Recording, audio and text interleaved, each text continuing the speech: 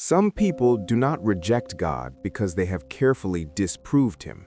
They reject God because getting close to him would force them to face what they have been avoiding. A lot of people say they want peace, truth, purpose, and healing, but when God starts getting near, they pull away. Not always with anger, not always with words, sometimes they just go quiet. Why? Because God does not only comfort you, he also exposes you. He brings light into places you learn to keep hidden, your pride, your bitterness, your lust, your envy, your self-deception, the patterns you protect because they give you temporary relief. And that is where the real conflict begins. A person can say they hate religion, but deep down, what they may really hate is conviction. They do not want to feel seen at that level. They do not want their excuses touched. They do not want to surrender the one thing they use to cope. Because sin often feels like relief before it becomes slavery. It feels like escape. It feels like control. It feels like comfort. But over time, it begins to hollow a person out. And when God calls them higher, they feel torn. Part of them wants freedom. Part of them does not want to let go. That is why some people reject God while still secretly craving him. They want the peace of God without the surrender of God.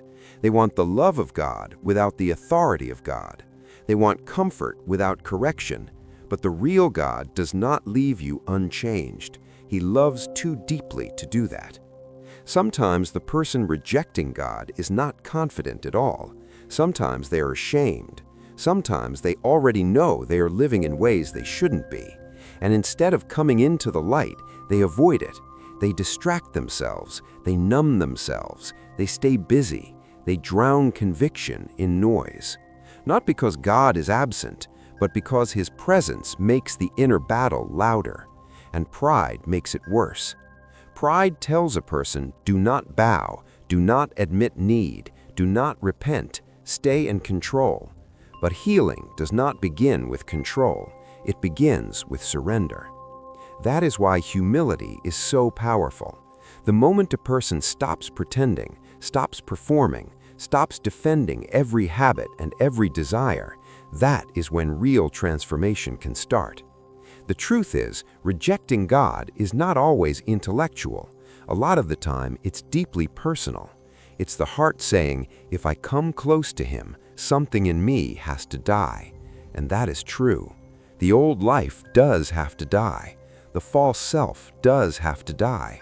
The addictions, the idols, the secret compromises, the version of you that wants pleasure without consequence, that part cannot follow God into freedom. But what dies is not your true self. What dies is what has been destroying you. And that is the deception. People think God is trying to take life from them, when really he is trying to save them from what is draining their soul. So when someone rejects God, don't always assume it's because they found the truth unconvincing. Sometimes it's because it found it threatening. Not threatening to their existence, threatening to their chains. And until they become more tired of their chains than they are afraid of surrender, they may keep running from the very one who can set them free.